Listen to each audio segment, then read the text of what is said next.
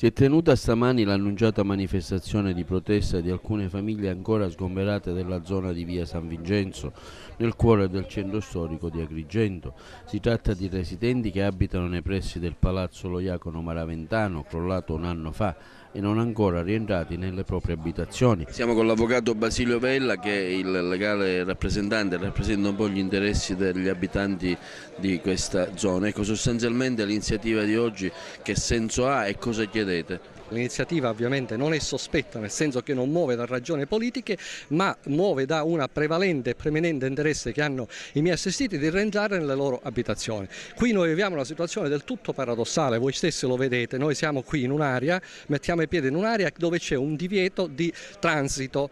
Contemporaneamente il sindaco ha adottato anche un'ordinanza di sgombero relativamente agli alloggi. Allora, delle due une, noi vorremmo capire se effettivamente c'è una situazione di pericolo che ponga il sindaco, chi di competenza, a effettivamente vietare il transito in quest'area. Se così non è, non comprendiamo per quale motivo oggi i miei assistiti non possono rientrare nei loro alloggi. Noi abbiamo formalizzato un atto di denuncia alla Procura della Repubblica e trasmesso anche al sindaco e alla Protezione Civile per evidenziare questa situazione, e nello stesso tempo noi riteniamo che ci siano elementi di responsabilità che riguardano quantomeno l'abuso e l'omissione di atti di ufficio.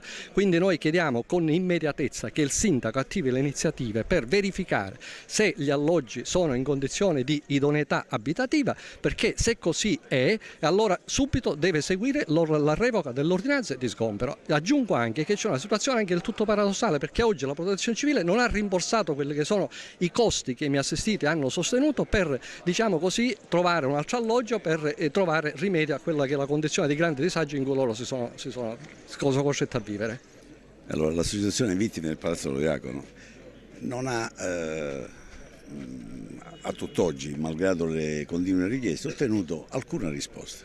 Queste persone, queste famiglie normali, qualcuno parlava ieri di guerriglia, ipotesi di guerriglia, qui non ci sono né black bloc né notav, come ho detto anche in altre occasioni, sono famiglie normali, vorrebbero poter riappropriarsi del loro diritto di vivere normalmente, e questo da un anno gli viene proibito. Questa continua messa in sicurezza, che è una frase magica. Che significa messa in sicurezza? Hanno fatto la prima, hanno fatto la seconda, hanno fatto la terza e ancora non va bene. Ma insomma, cosa significa messa in sicurezza?